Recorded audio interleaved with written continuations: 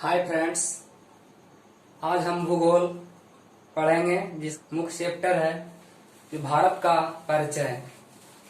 तो आज भारत का परिचय हम मानचित्र के द्वारा कराते हैं। भारत का संविधान में दो नाम है। भारत का संविधान में दो नाम है। संविधान में दो नाम है।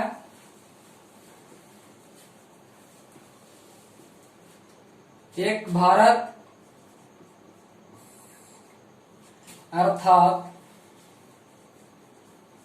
अर्थात इंडिया। भारत अर्थात इंडिया। भारत की राजधानी नई दिल्ली है। ये 1912 में लॉर्ड हार्डिंग द्वारा कलकत्ता से दिल्ली किया गया था। भारत का क्षेत्रफल की बात करते हैं तो भारत का क्षेत्रफल है 32,87,263 वर्ग किलोमीटर है। 32,87,263 वर्ग किलोमीटर है, जो पूरे विश्व का क्षेत्रफल का 2.42% है। विश्व में क्षेत्रफल की दृष्टि से भारत 7वें स्थान पर है। कि भारत का आकृति कैसा नाम हो गया। भारत का संविधान में दो नाम बताए हैं, भारत अर्थात इंडिया। अब बात करते हैं आकृति के, क्षेत्रफल के बारे में बताएं। और अब आकार या आकृति। आकार या आकृति दोनों एक ही है। तो भारत का आकार है जो चतुष्कोणीय है। भारत का आकार है जो चतुष्कोणीय है। चतुष्कोणीय है। चतुष्कोणीय देखते हैं कैसे है। देखिए, यहां से इस तरह से, और यहां से ऐसे, और यहां से ऐसे, फिर यहां से। ये चतुर्भुज का आकार का है, इसलिए भारत का आकार है जो चतुष्कोणीय है। अब भारत को देखते हैं।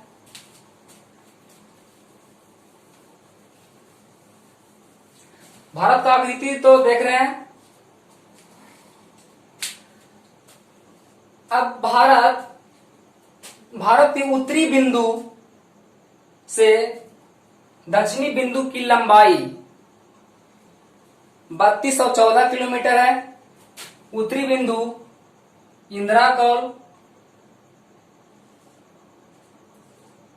कौल और दक्षिणी बिंदु कन्याकुमारी। कहां? तो कन्याकुमारी।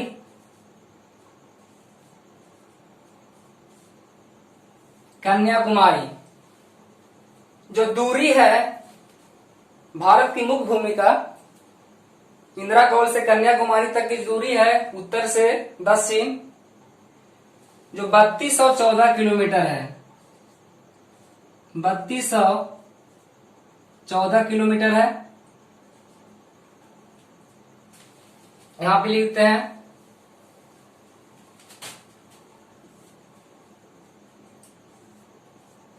उत्तर से दक्षिण तक लंबाई जो इंदिरा कौल से कन्याकुमारी है 3214 किलोमीटर है। अब बात करते हैं भारत की पश्चिमी बिंदु से भारत की पूर्वी बिंदु तक की दूरी जो भारत की पश्चिमी बिंदु है जो गुहर मोती है, और पूर्वी बिंदु किबिथु है जो अरुणाचल प्रदेश में है, और गुहर मोती है जो गुजरात में है। ये दूरी 2933 किलोमीटर है, 2933 किलोमीटर। भारत के पश्चिमी बिंदु से पूर्वी बिंदु, यह अंतिम छोर आता है, पूर्वी बिंदु तक की लंबाई 2933 किलोमीटर है।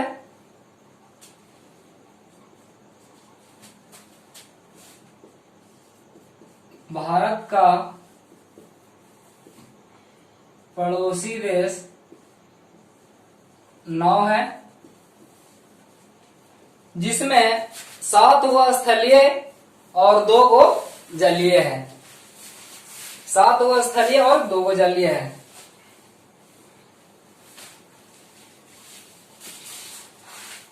सात देश स्थल से सटे हैं और 2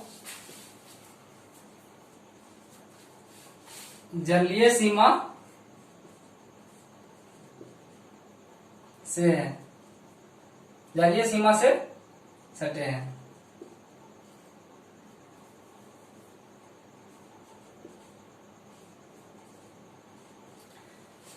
अब देखते हैं कि स्थलीय सीमा से कौन से हैं और जलीय सीमा से कौन से हैं।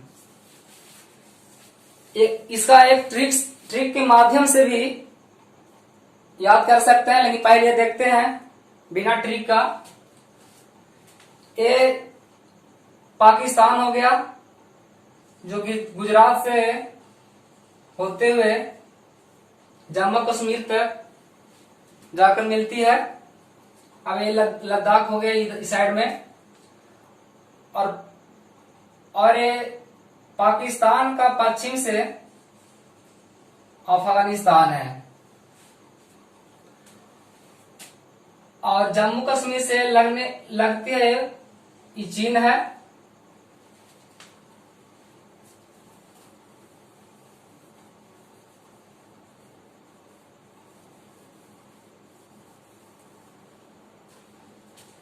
ये चीन है, ये म्यांमार हो गया, ये बांग्लादेश हो गया। पाकिस्तान, अफगानिस्तान,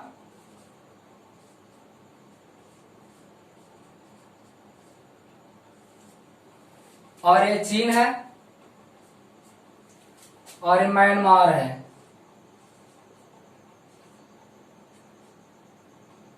म्यांमार है, बांग्लादेश है,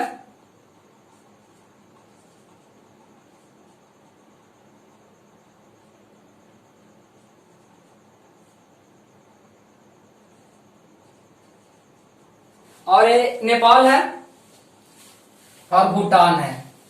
नेपाल और भूटान। तो देखते हैं सात वो स्थल सीमा से हुआ कि नहीं। 2 को जलीय है, यहाँ पर एक वो है जो मालदीव है,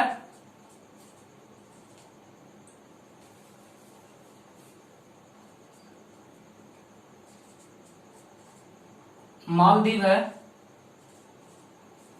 और ये श्रीलंका है, ये जलीय सीमा बनाता है।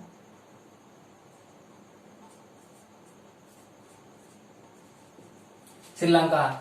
स्थलीय सीमा देख लेते हैं, कौन गिन लेते हैं।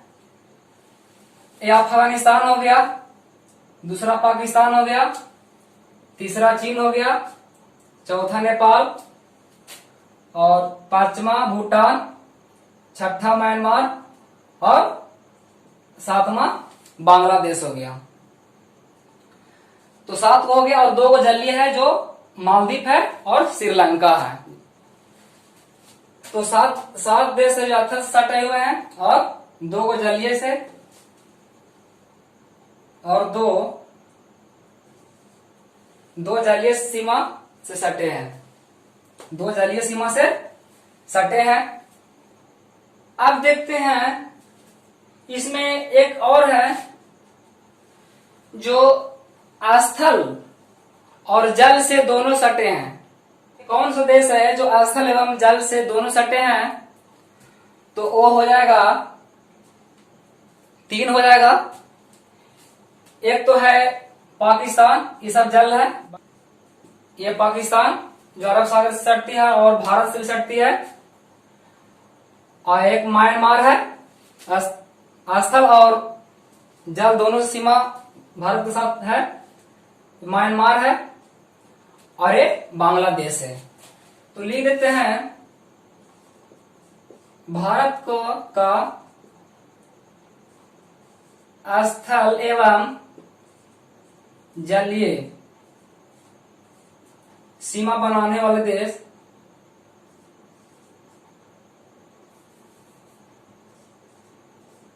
सीमा बनाने वाले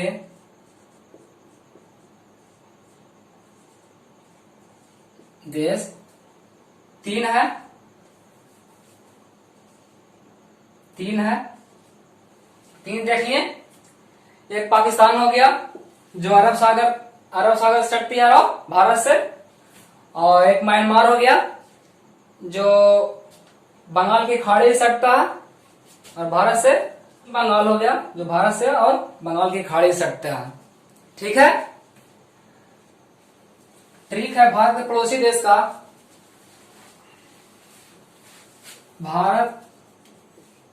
भारत का पड़ोसी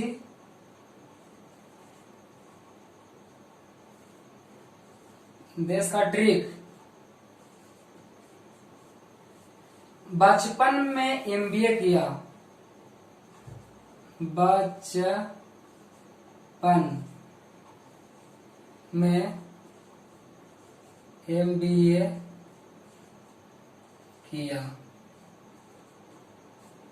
ठीक है, भारत के पड़ोसी देश स्थल से सटा हुआ है। 20 हो गया भूटान, देखिए यहाँ पे भूटान,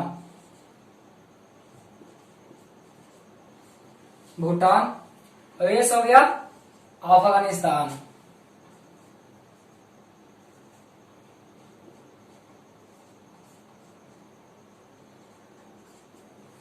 ठीक है, 1 2 3 4 5 6 7 भारत जो 7 से सटे हुए हैं। देखें इसका ट्रिक, भारत का प्रायद्वीपीय भाग है, जो प्रायद्वीप का मतलब होता है जो 3 तरफ पानी से और एक तरफ स्थल से हो, उसे प्रायद्वीपीय कहा जाता है। लेकिन भारत का प्रायद्वीपीय जो है दक्षिणी भाग, जिसका पश्चिमी भाग में है। देखिए यहाँ पे जो गोवा से केरल तक है, जो मालाबार तट है, तट का नाम दे रहे हैं मालाबार तट।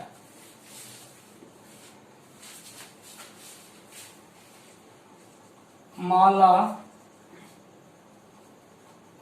तट,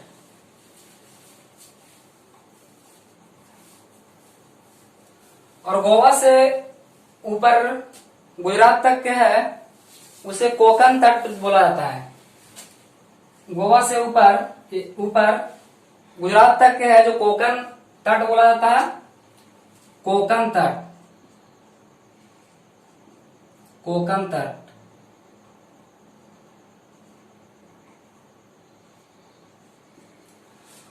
और भारत का प्रायद्वीपीय भाग के पूरब में जो कोरोमंडल तट है, कोरोमंडल जना रहा है ना, कोरोमंडल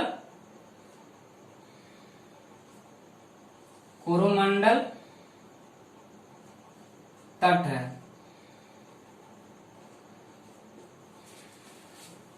प्रायद्वीपीय भारत के पूरब में जो कोरोमंडल तट है।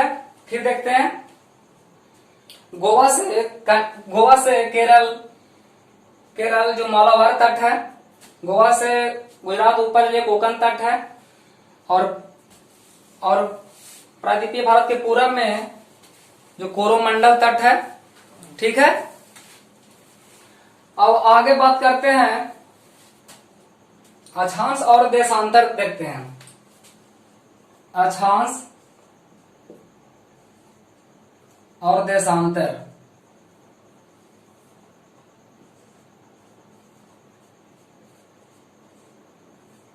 उसकी बात करेंगे कि भारत किस गोलार्ध में है, पहले ही समझ लेते हैं और फिर यहाँ पे ग्लोब के माध्यम से बताएंगे कि भारत किस गोलार्ध में है और उससे पता लगेगा।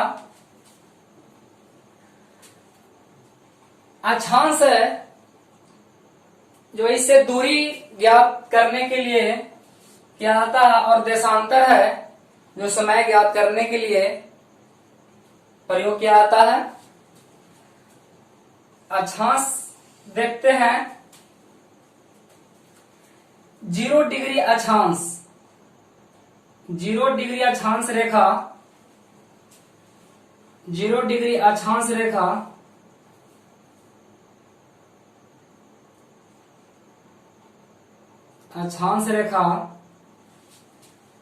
भूमध्य रेखा कहलाती है। उसी को विषुवत रेखा भी कहते हैं। 1 डिग्री इस तरह से बढ़ते जाएंगे, 2 डिग्री 3 डिग्री डॉट डॉट यहाँ 90 डिग्री पहुंचेंगे तो हमें यहाँ पे एक पॉइंट मिलेगा। और उसी तरह से ये उत्तरी गोलार्ध हो गया, ये उत्तरी गोलार्ध हो गया, ये दक्षिणी गोलार्ध है। तो 0 डिग्री अक्षांश से अगर 1 डिग्री पर हम अक्षांश खींचे चले जाते हैं तो 90 डिग्री पर हमें एक पॉइंट मिलेगा। इसी तरह से दक्षिणी गोलार्ध में भी अगर 1 डिग्री पर अक्षांश रेखा खींच जाते हैं तो हमें 90 डिग्री प्राप्त होगा जो पॉइंट मिलेगा। क्वेश्चन में पूछता है कि अक्षांश रेखाओं की संख्या कितने हैं। तो देख लेते हैं। 0 डिग्री से ऊपर 90 डिग्री तक गए तो हमें 90 अक्षांश मिला, लेकिन ये जो 90 डिग्री जो मिलते हैं अक्षांश जो पॉइंट मिलता है और दक्षिण गोलार्ध में वही बात होते हैं जो 90 डिग्री मिलता है जो पॉइंट मिलता है। पहले देख लेते हैं 0 डिग्री का उत्तरी अक्षांश में 90 अक्षांश है और 90 को है दक्षिणी गोलार्ध में, तो 90 हो गया 180। और एक अक्षांश और है जो 0 डिग्री है। 0 डिग्री नहीं गिनाया है, 1 डिग्री पर है तो 90 हो गया। और एक अक्षांश है जो 0 डिग्री है भूमध्य रेखा, वो ये वाला हो गया। टोटल हो गया 181। लेकिन इसमें कभी कभी पूछ देता है, जो आंसर देता है 179।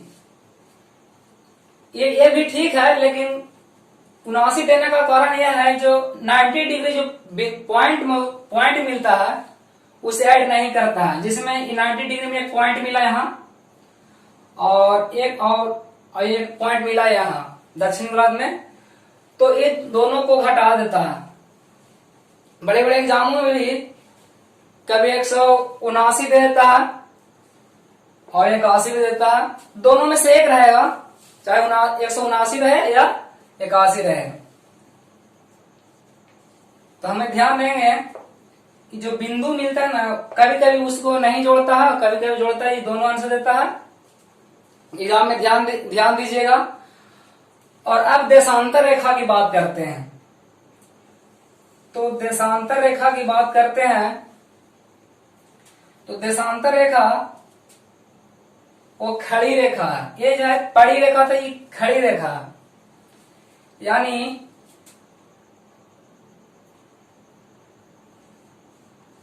उत्तर से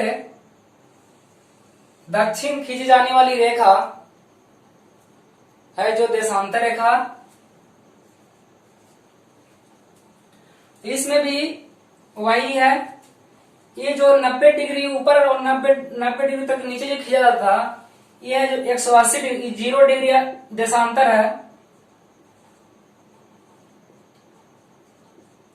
ये 0 डिग्री देशांतर है।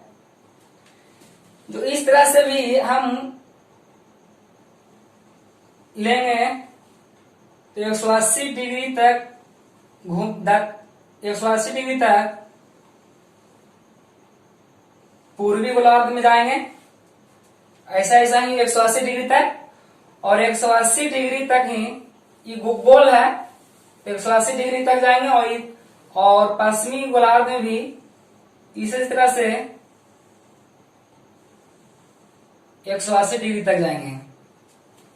ठीक है, तो देखते हैं कि 180 रेखाएं देशांतर 180 देशांतर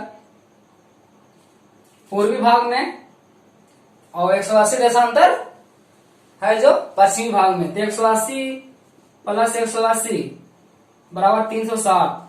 अगर पूछेगा कि ग्लोब पर देशांतर रेखाओं की संख्या है तो हो जाएगा 360। ये इसमें 180 और 179 दोनों देता है। ये अक्षांश रेखा जो पश्चिम से पूरब खींची जाती है,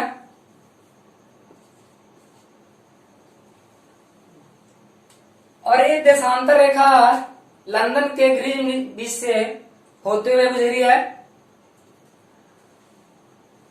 और इसको आज देखते हैं, भारत की स्थिति ग्लोब पर, भारत की ये दोनों में अंतर समझिए, अक्षांश और देशांतर। अक्षांश जो पश्चिम से पूरब खींच जाती है और ये देशांतर जो उत्तर से दक्षिण खींच जाती है। ठीक है, अब भारत की स्थिति देखते हैं कि ग्लोब पर क्या है। तो भारत की स्थिति है, भारत का स्थिति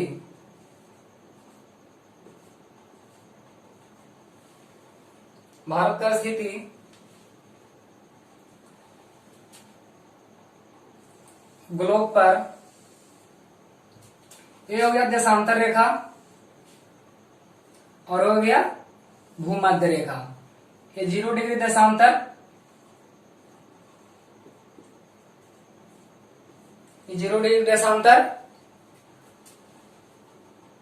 और ये हो गया 0 डिग्री भूमध्य रेखा या अक्षांश 0 डिग्री अक्षांश रेखा।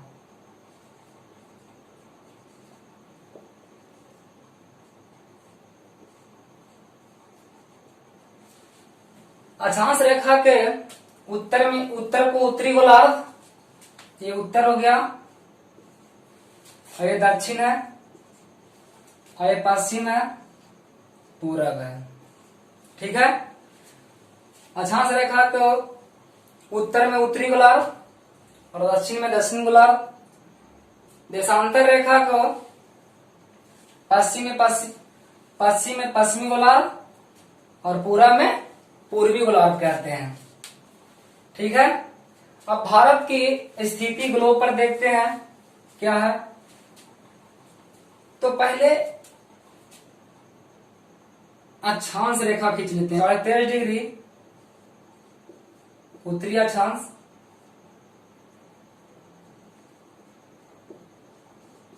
23.5 डिग्री दक्षिण अक्षांश।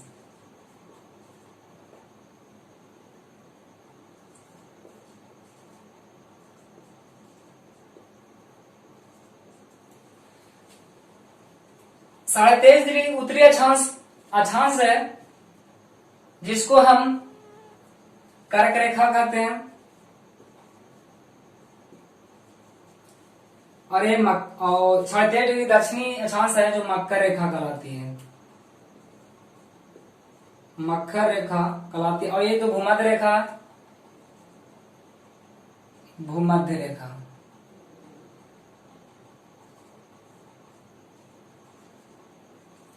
ठीक है, तो 23.5 डिग्री भारत कुछ यहां पर ऐसा होगा,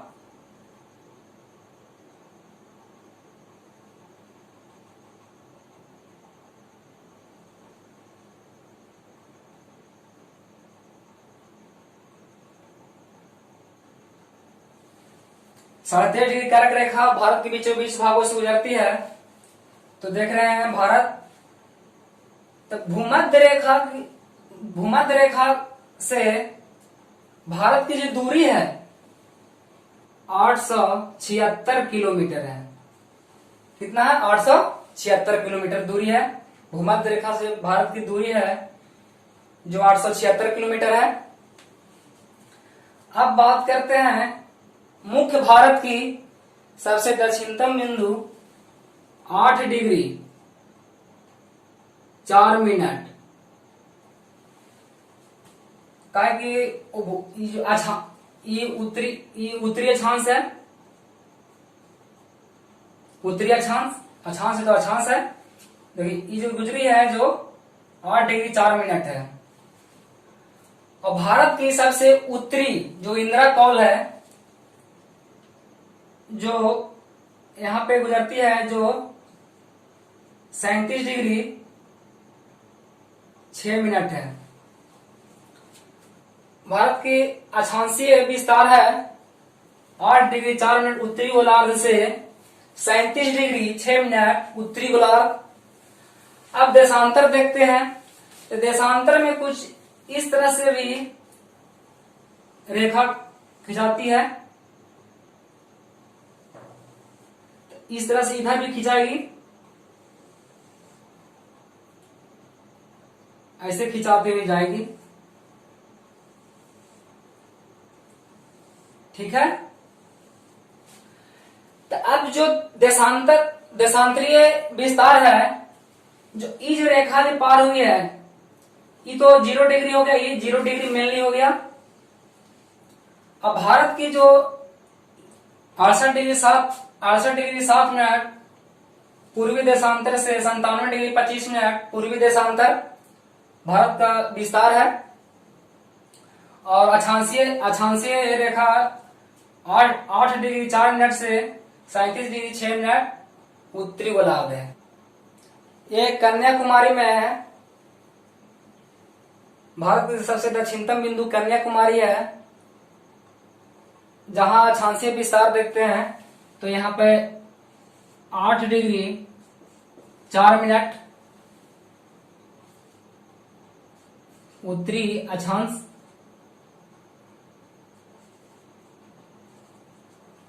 या उत्तरी गोलार्ध, वही हुआ गोलार्ध।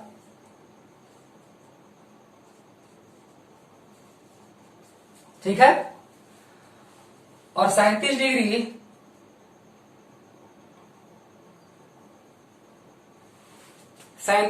6 मिनट 37 डिग्री 6 मिनट उत्तरी अक्षांश।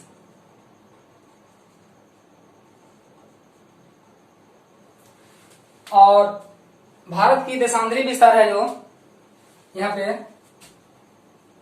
ग्लोब समझ गया ना, यहाँ पे तो लिख देते हैं 68 डिग्री 7 मिनट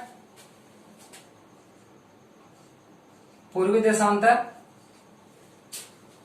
और यहाँ पे किबिथु में यहाँ पे 97 डिग्री 25 मिनट। ठीक है, 82.5 डिग्री पूर्वी देशांतर, ये भी पूर्वी देशांतर है। ये 82.5 डिग्री है जो पूर्वी देशांतर है।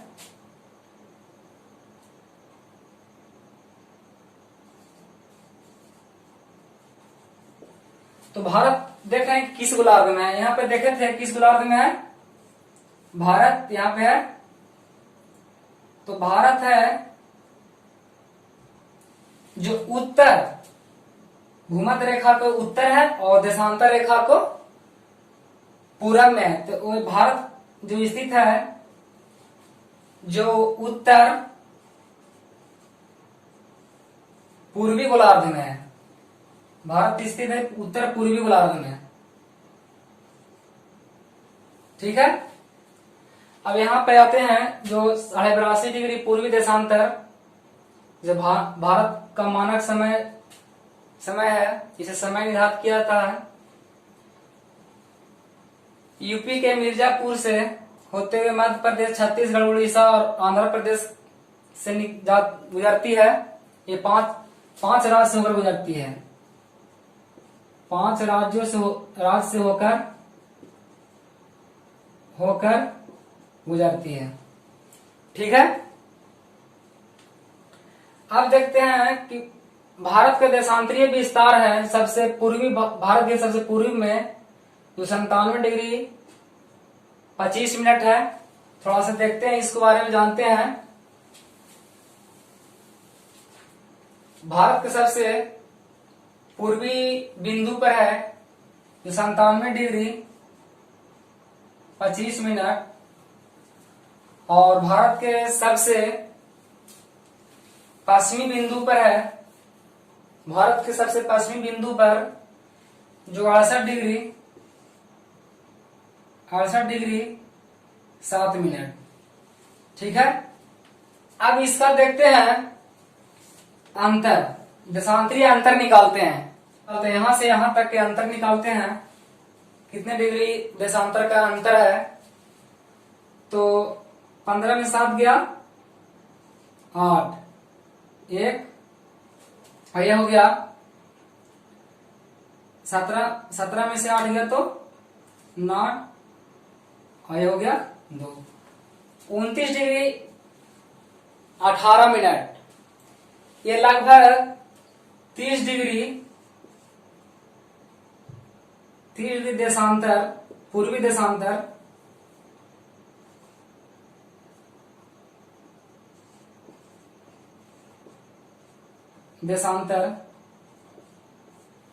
का अंतर है।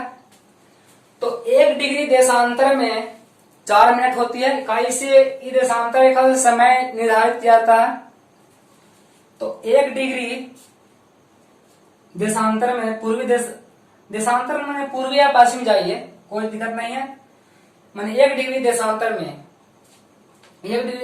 में 4 मिनट। तो निकालते हैं कि 30 डिग्री देशांतर में कितना होता है। तो 30 डिग्री देशांतर तो हो जाएगा 120 मिनट।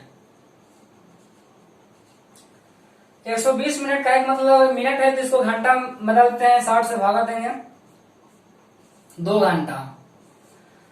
हमारा समझाने का यह तात्पर्य था कि भारत के सबसे पूर्वी बिंदु है और भारत के सबसे पश्चिमी बिंदु है, जो बिंदु है जिसका अंतर 2 घंटा है। यहाँ पे सूर्य सुबह दिखाई देगी, तो यहाँ पे 2 घंटे बाद सुबह सूर्य दिखाई देगी। ठीक है, आज का वीडियो इतना ही। थैंक यू, धन्यवाद।